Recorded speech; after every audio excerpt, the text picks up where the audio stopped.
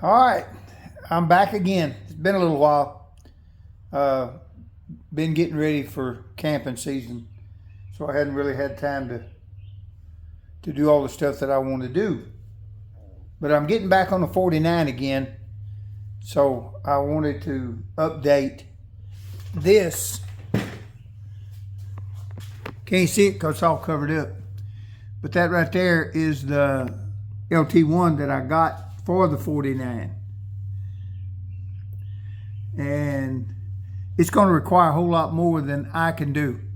So I'm not going to go that route. Instead, I've decided to go old school, very old school. I was on Marketplace the other day, kind of looking around, and I found a 283. And this is get this out of the way here. This is came out of a 57 Chevrolet. I don't even know what the horsepower is. I don't have any idea. But the numbers check out. And from everything that I've researched on the block and the heads are 265. Now, I don't know whether they came out. I've tried to do the research on it to find out if Chevrolet in 57 had a bunch of Corvette heads left. The heads match up with a 56 Corvette or 56 Corvette 265 or 57 283. Now the block I know is the 283. I've done the checking on it. I'm really interested in knowing whether those heads come out factory or not. But they are Corvette 1956 Corvette 265 heads, which I'm assuming would have the big valves in it. But this is it. See if I can back up here a little bit. But it is complete. There's people probably looking at this now that can say, well, no, that come out of this or that or whatever. I don't know. I do know that it's got the motor mounts on the front, which I need for my 49. And, of course, the generator. I'm sure that the exhaust on it is true. 2-barrel carburetor. I mean, it was the low, and I don't know about the low end, but horsepower wise, I'm sure it was 185, 195. I'm not sure which one. This thing even has the original crossover. This used to go all the way across from this side, as you can see, to that side. Now, I do know that's factory. I've looked that up. So the manifolds and the exhaust pipes are 57. So apparently this thing's set up for a very long time. Now, I filled it full of Marvel Mystery Oil. I don't know what I did with my can, but anyway, I put a quart in the cylinders and I put it in the carburetor to kind of loosen it up, because it'll turn over, but it's pretty tight. But anyway, I wanted to go ahead and document this part of it, and then I'm going to take you on this journey as we go through it, because it's going in. Let me get out here. It's a 1949 Deluxe. I got this thing up in Missouri. I know y'all, I've documented that. Pictures and all that stuff of sitting out in the middle of a cow pasture. It has got the original 216 in it. It runs and drives. I've drove it now for off and on for a couple of years, not very far. But there's the original inline six that came in this thing. All these numbers match up. The motor, transmission, all that lines up. I mean, has the same numbers. This, of course, that radiator's different. I put it in, and I've still got the original. Floorboards and all was eat up. You can't tell much about it. But anyway, they was all eat up, and I've got all that fixed. But this is what that's what that 283 is going in. I'm sure you cannot see it, but down there underneath the generator, I'll be able to see it more over here. I don't think you can see it there either, but anyway, it's got the front motor mounts on it. Now I don't know exactly what I'm going to have to do to get that one to line up with this one, but that's going to be a lot simpler than that LT1. LT1 may be a whole lot more powerful, but I like old school. This is carbureted. I like that idea. But anyway, I'm going to continue on this thing, and then as we get where we're going, well, I'll try to document as much of this as I can. But I'm really excited about the old motor. Like I said, found that on Marketplace. To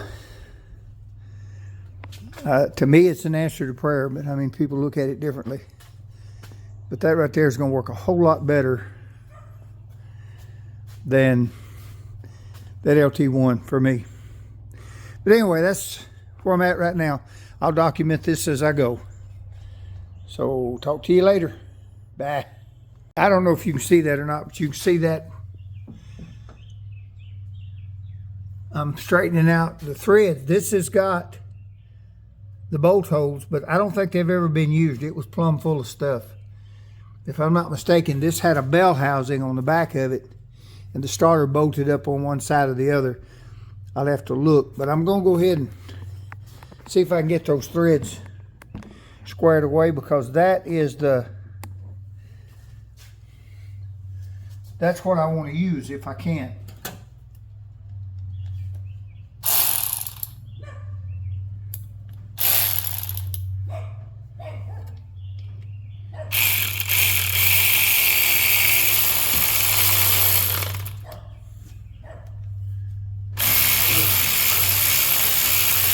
Yeah, my ratchet's about wore out. Let me see if I can find something work a little bit better than that.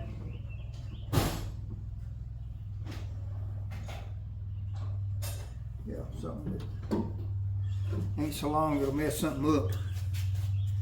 Try this. Anytime you're messing with straightening out threads, you have to be, as hard as steel as that is made out of, it'll work. Now then, let's see here. Yeah, it's not bad. Now I sprayed that full of Blast, PB Blast. Now this other one, the one on this side, straightened up real well. It had a lot of garbage in it, but still. I've got a starter that's for the LT1. I'm really curious as to whether that will bolt up or not. I don't know. I really don't have time to do this today. I'm going to have to. I've got a lawnmower that I've got to work on mine. And I've got a whole lot better ratchet somewhere, but I don't know what I've done with it. I've laid it down somewhere. It's the story of my life. When I get these squared away, I want to see if there's any way to put that starter pipe right there is really in the way. You can tell those threads, I don't believe they've ever been used. I've got the regular bell housing that goes on this. Matter of fact, let me go over there right quick and I'll share that too. Now this is the transmission that I'm going to put in it. That is a 1956 Power Glide. It's supposed to be a good transmission. I'm going to put it in there. If it is, fine. If it ain't, I'll deal with it, do whatever I have to do. Somewhere around here, there is a bell housing. Actually, a bell housing in that. Let's see, can I find a way to get into it here?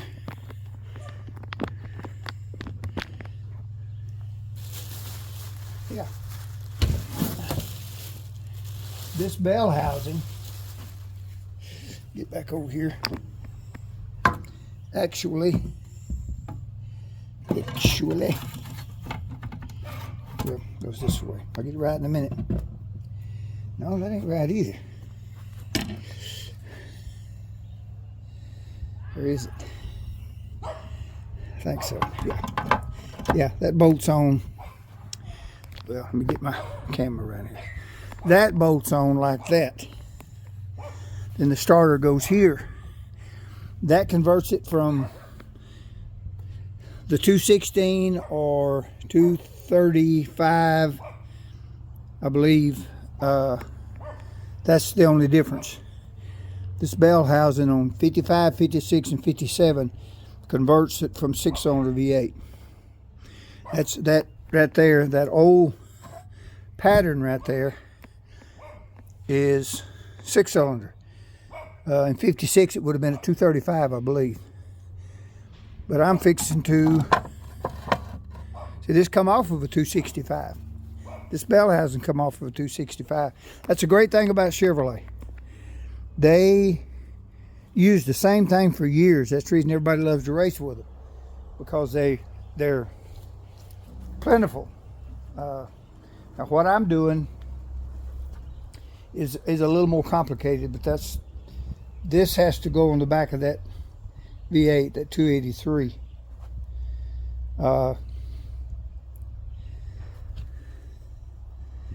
For the starter and the bell housing. This, I also have the starter that goes to it. I have all the stuff that goes with it. Gear shift.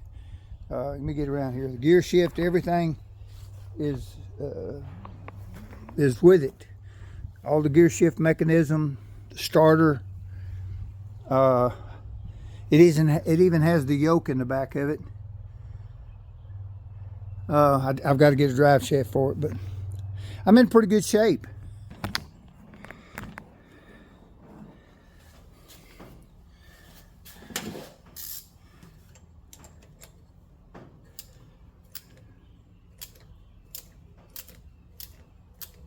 That thing's pretty tough right there.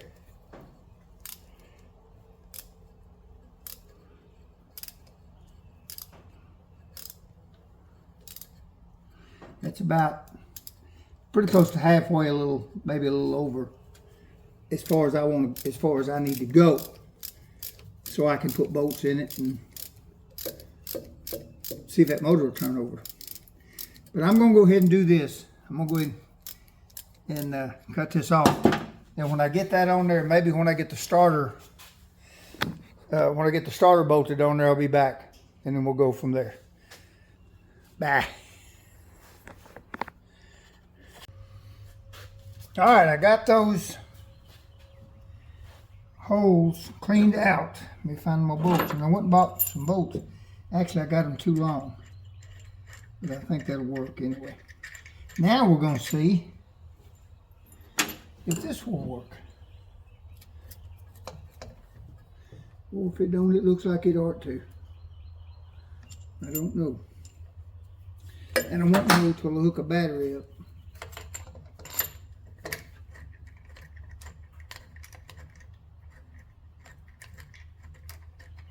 That's good. Now then, can I get this in there? They're doing the same thing. I think so. I don't know if this whole thing right here will do it. It's about wore out.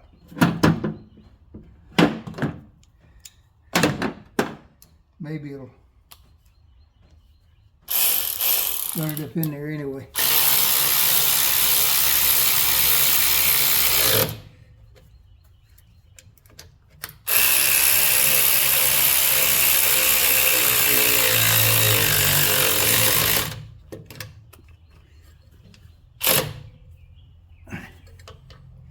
All right, now that bolted up.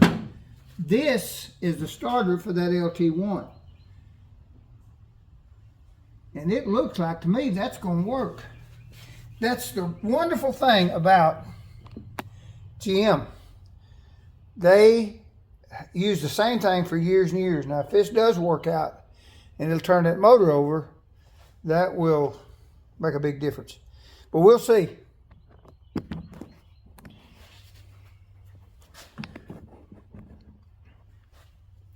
I'm going to go ahead and hook up my battery, bring it around, and hook all that up. Now, actually, what I'm going to do is turn the truck around because I'm having to walk all the way around in front of the truck. My shop is small. So when I get it rigged up the way I want it, I will come back. All right, I have turned this motor over a complete. You can tell how that motor's springing back.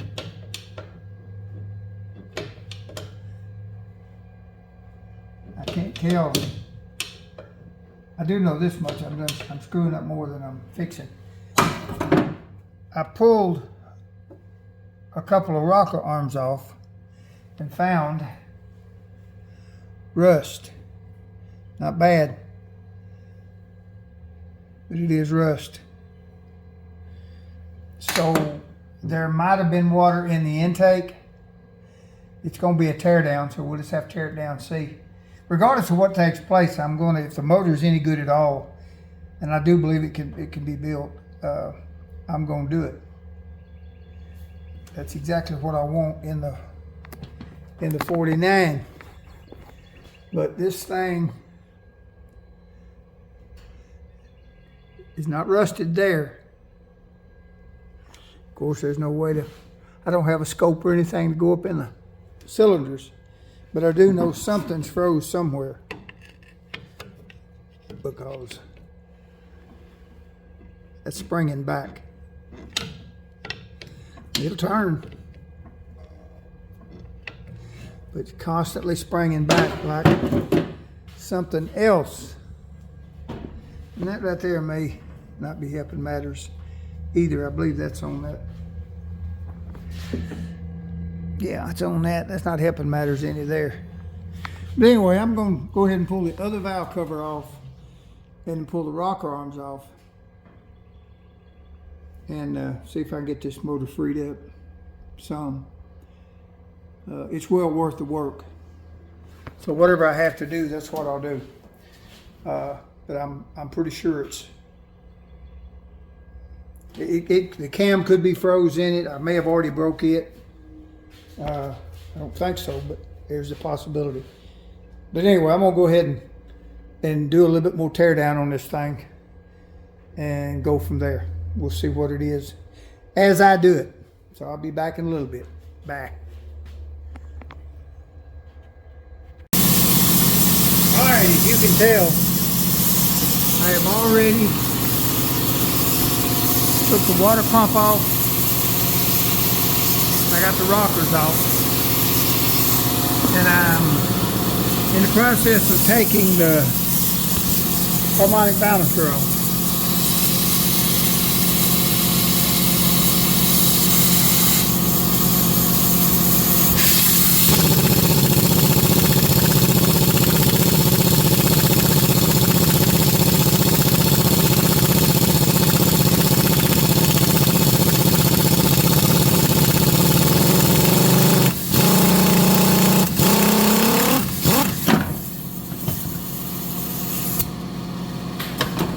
The motor is very, very tight. I'm gonna look and see if I broke my timing chain.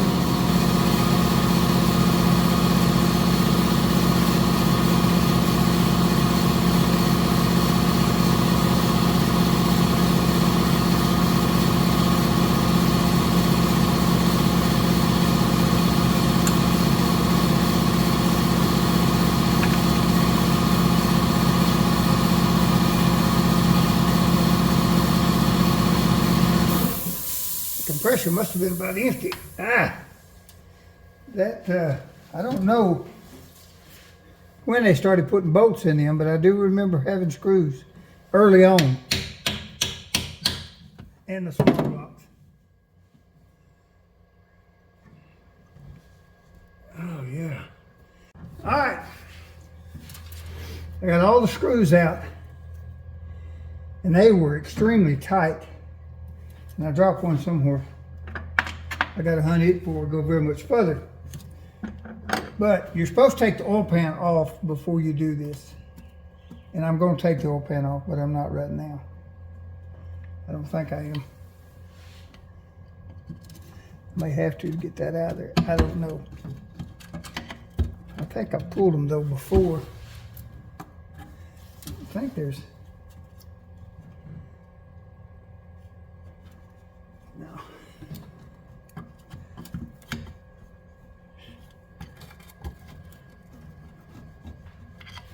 Probably should have pulled a... Yeah. Probably should have pulled a... I think there's my problem. I think that cam is probably froze solid. Rust in here, I'm afraid. But this thing's full of oil or something. When you pull a dipstick, it's got oil on the dipstick. It may have water in the bottom of it, and that may come up. I don't know. Make the oil come up, but it's full. Right at the full mark. But all this in here leads me to believe that it is set up for a very long time, or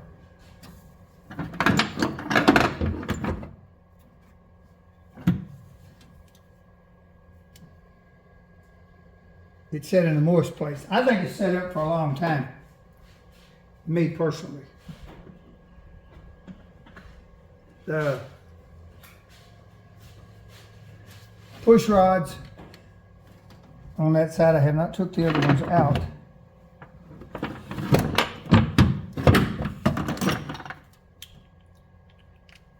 I'm gonna go ahead and drop this chain. That compressor may kick back on. It's really bad.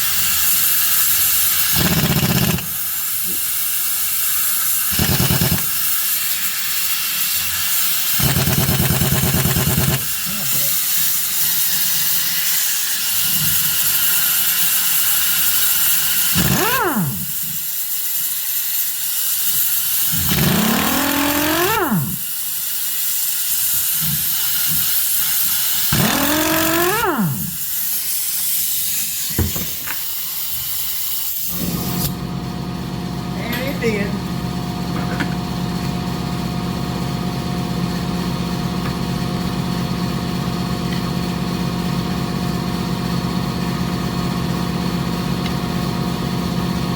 I'd like to see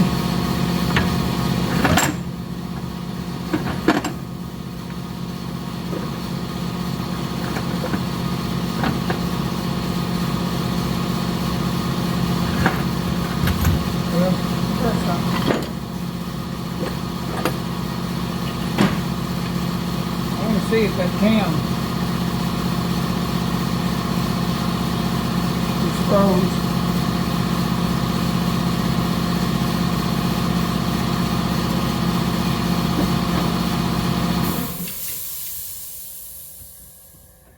And it is.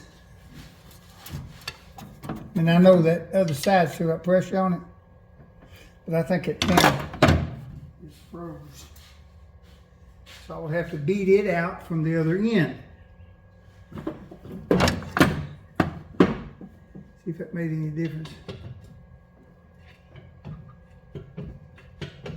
It did. I don't know if that thing will.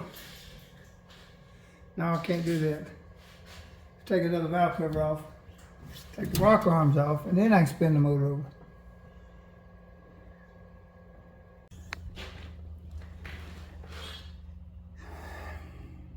As usual, I've gotten ahead of myself.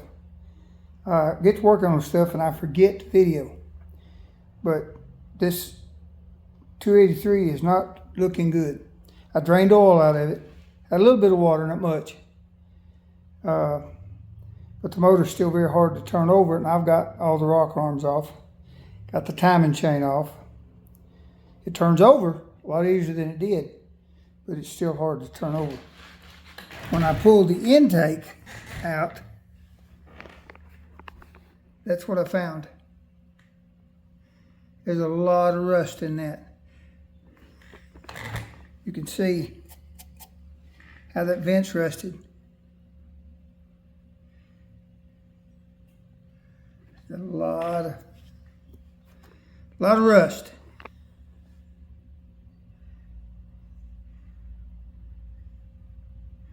Where the lifters are. And the lifters are rusty too, of course. I've got to get those out.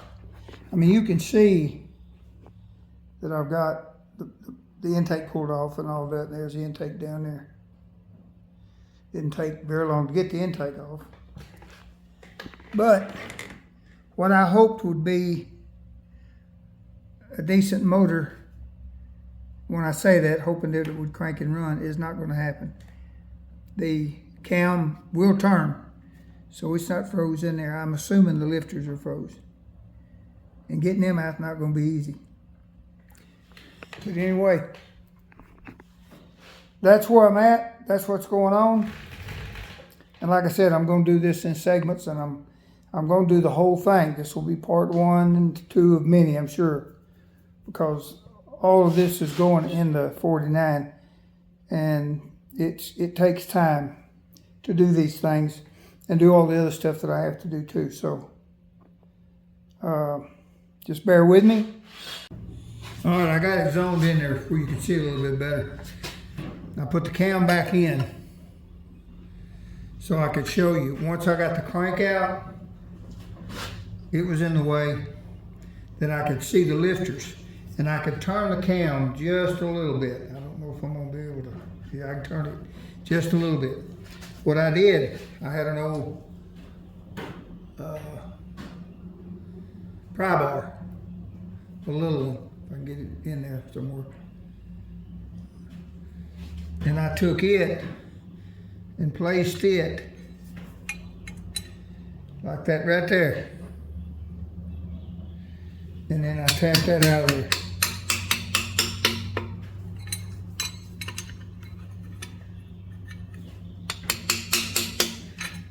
And once I got it that far,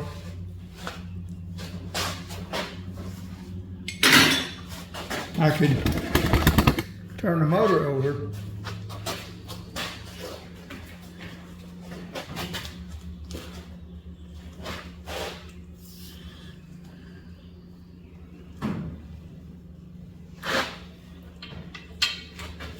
Now then, see that lifter's almost all the way out. See here. There's that lifter. There. It's almost all the way out. I'll find it again. So then I could take a pair of vice grips and grab a hold of it. Pull it out. And I did, there was 4 that come out easy. The rest of them not so much. And you can take it right there, pull it the rest of the way out. Now these lifters are no good. I just stuck it back in there to kind of show you what I did to get them out. You can see, hopefully, let's see here, maybe you can. You can see how rusted all this is down through here. All these holes have got to be cleaned up. The ones that I stuck back in there work free, but they got froze up. They got water in it. I think more in the back than in the front, or maybe more in the front than the back. I don't know which one it was. You can tell the water set on this at one time. So this is a 1957 283. You can see how rusted that was. The cylinders, I mean, they're need some TLC, but they're not bad, I don't think. You can tell where it's set for a pretty good while. but the cylinders itself, and there's just a little bit on the bottom, and that may, time I get that carbon off there, there may not be any on it at all anywhere. It's 40 thousandths over, so I think it'll build. I've got to get it checked out, make sure it ain't cracked anywhere. I don't think it is, but that's where I'm at right now. So to kind of take you along on this build, it'll be several parts. See if I can get this cam out. There you go. The cam, other than rust, you can tell it's not hurt. I really think probably this thing was built not too long before it was set up. I may be wrong, but I don't think so. That old cam's, I'm not going to use it, but see if I can get my finger out of the way.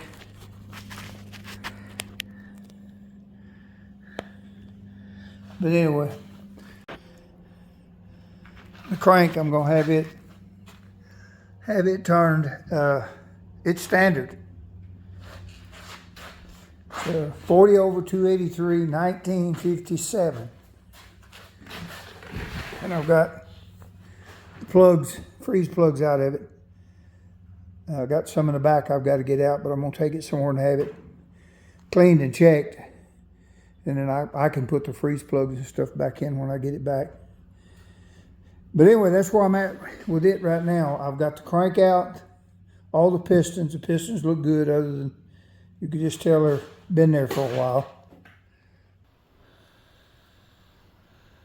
There are the pistons and the heads. Heads look real good.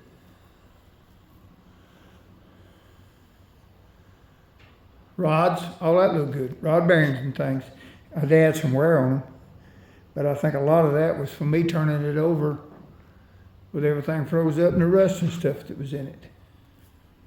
Exactly, I'm going to show you how I done that in just a minute. I'm going to set it up to where you could see it a little bit better and go from there.